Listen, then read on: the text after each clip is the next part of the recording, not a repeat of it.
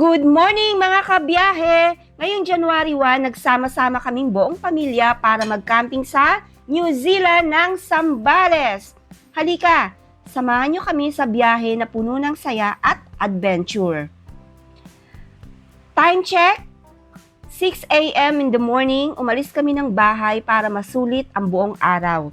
Sa mahabang biyahe, nag-stop over muna kami sa convenience store para bumili ng kailangan at mag-CR syempre. Ayan, nag-stop over muna kami.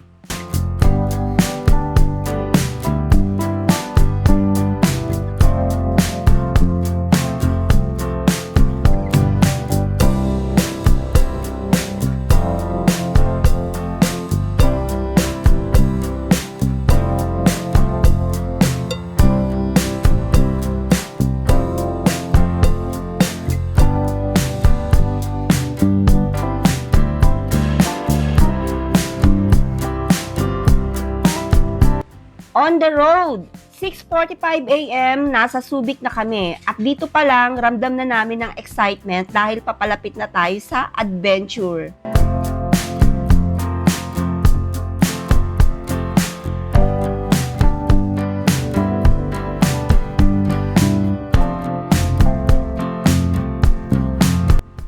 Sa wakas, andito na kami ngayon sa may environmental collector at nagbayad kami ng 30 pesos bawat tao.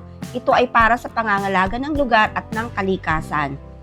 At kung mga first timer kayo, sobrang nire-recommend namin na kumuha ng tour guide. Yung kinuha namin ay 800 pesos at round trip na yun. Hatid sundo na. Kaya hindi ka na mag-aalala na maligaw sa dami ng mga sanga-sangang daan papunta sa lake. At andito na kami ngayon sa bridge. Magandang tulay na one-way lang talaga. Hindi pwedeng magkasalubong ang sasakyan, kaya kailangan talagang magbigayan at maghintayan.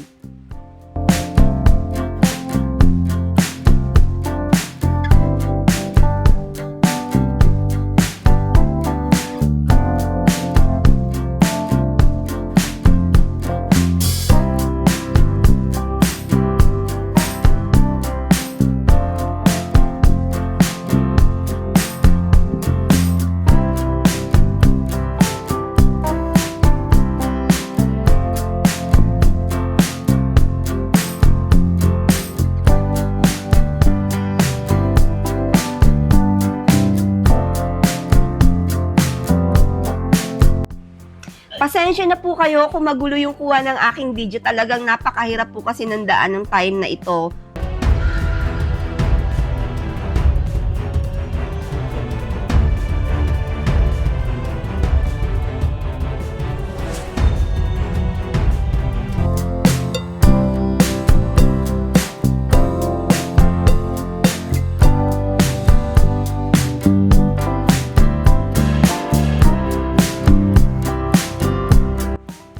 Huminto rin kami sa mga batang katutubong Aita na masayang sumasalubong sa mga turista. Napakababait nila. Pati na rin yung tour guide namin, ramdam mo talaga ang pagiging welcoming. Hanggang sa makarating kami sa aming destination, hindi kami pinabayaan. Ito na, river crossing. Dumaan kami sa dalawang ilog. Mababaw lang naman pero syempre, maingat pa rin kami lalo na't pabago-bago ang panahon. Sana lang huwag kaming abutan ng ulan dahil hindi natin hawak ang kalikasan.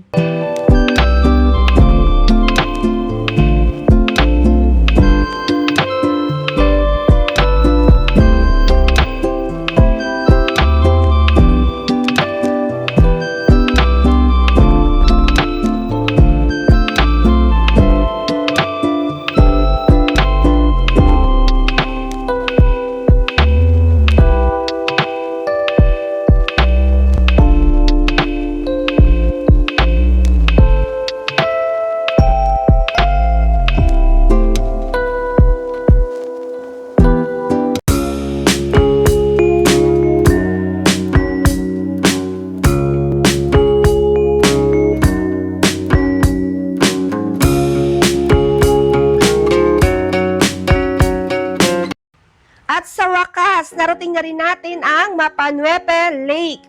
Dito kami dinala sa pastry dahil mas safe daw dito. Walang kalabaw at mga alagang hayop na pumapasok sa gabi.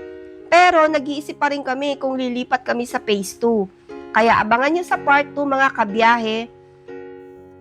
Bago po kami magtapos, nais namin mag-iwan ng isang paanyaya. Kung ang inyong pamilya ay dumaan sa kalituhan, pagod o hindi pagkakaunawaan sa mag-asawa at sa mga anak, nais naming ipaabot na hindi po kayo nag-iisa.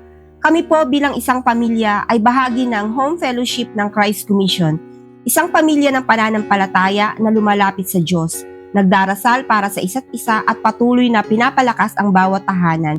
Kung naghahanap kayo ng kapayapaan, direksyon at bagong pag-asa, malugod po namin kayong inaanyayahan na makibahagi po sa Home Fellowship ng CCF at samahan ang biyahe ni Ashby sa kwento ng pananampalataya, pamilya at biyaya ng Diyos.